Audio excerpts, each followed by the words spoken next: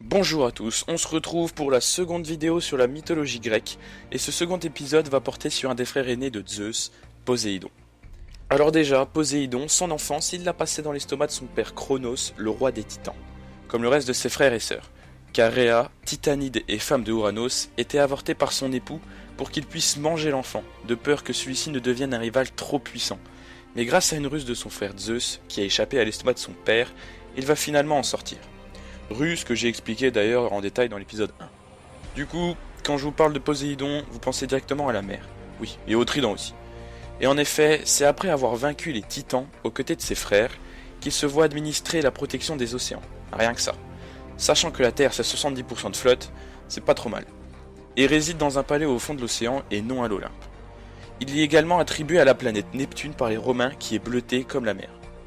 Son arme, c'est le fameux trident, qui lui sert à lever de véritables tsunamis quand il le souhaite. Et il l'a reçu des cyclopes. Son animal, c'est le cheval, qu'il aurait lui-même créé ou bien domestiqué. C'est d'ailleurs grâce aux chevaux qu'il se déplace dans une sorte de traîneau. Du moins, c'est comme ça qu'on le représente. Mais des chevaux évidemment mythologiques, bah ouais, sinon ce serait pas marrant. C'est en gros des têtes de chevaux avec des corps d'hippocampe. Mais également le bélier, que l'on sacrifie souvent pour l'adoration de Poséidon. Faut savoir que Poséidon, il est également responsable des tremblements de terre. Me demandez pas comment il fait. Bref, au cours de sa vie, il va pas mal se chamailler avec d'autres dieux pour l'adoration et la protection de différentes villes. Mais sans grand succès. Il s'est même rebellé contre Zeus avec l'aide d'Apollon. Ou Athéna, en fait on n'en sait rien. Et est parvenu à l'enchaîner. Cependant, avec l'aide de l'hécatonchire Briarée, oui, vous savez le géant avec plein de têtes et plein de bras de l'épisode 1, ils vont parvenir à libérer Zeus. Et c'est là que Poséidon rencontre le destin de la fameuse Troie. En effet, en punition, Poséidon et Apollon doivent se mettre au service du mortel Laomédon, roi de Troie. Poséidon érige les célèbres murailles de la cité de Troie, tandis qu'Apollon fait proliférer les bovins afin de nourrir la population. Cependant, Laomédon, il avait promis une grande récompense aux dieux. Et au dépit d'un présent, il va même les menacer comme de vulgaires mortels se sentant plus pissés derrière ces nouvelles murailles flambant neuves. Du coup, pas content, Poséidon va envoyer à la ville un monstre marin du nom de Céto. Mais après avoir défoncé les côtes, il sera tué par les Troyens.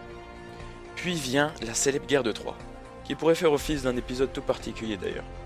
Dans cette guerre entre Troyens et Sparte, les dieux vont se diviser, et pour une fois, Poséidon se range du côté de son frère Zeus, qui soutient les Spartes.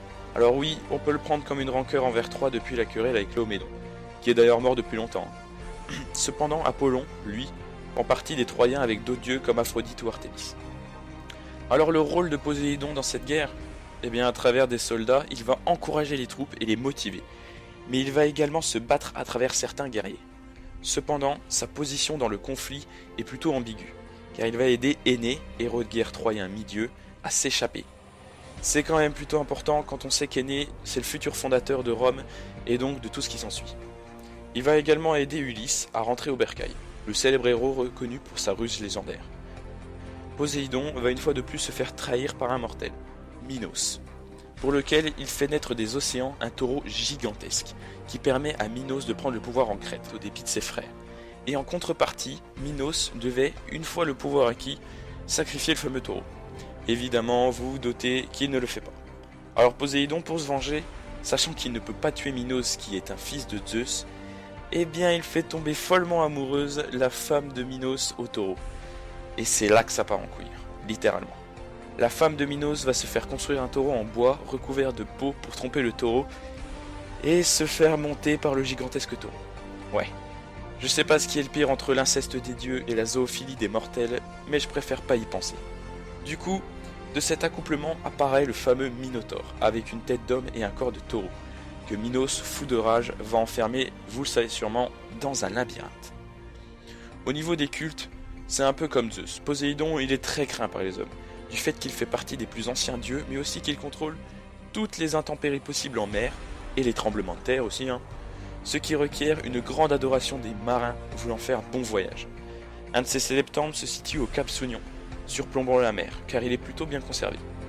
Voilà, c'est tout pour cet épisode sur Poséidon. Évidemment, il y aurait beaucoup plus à raconter en détail, mais une fois de plus, la vidéo serait bien trop longue.